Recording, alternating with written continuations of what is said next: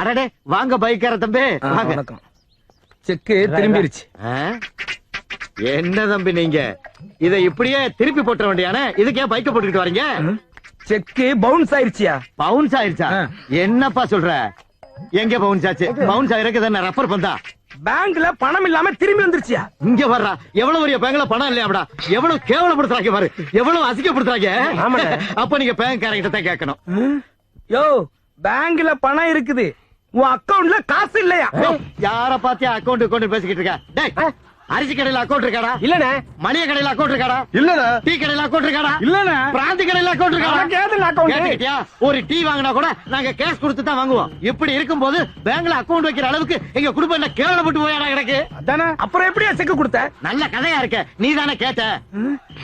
பேங்க்ல அக்கவுண்ட் இல்லாம உனக்கு எப்படி செக் புக் வந்துச்சுங்கற? அது சிவகாசில பிரிண்ட் ஆகி செண்பகா லாரி சர்வீஸ் வழியா வருது. அதை எடுத்து உனக்கிட்ட கொடுத்த.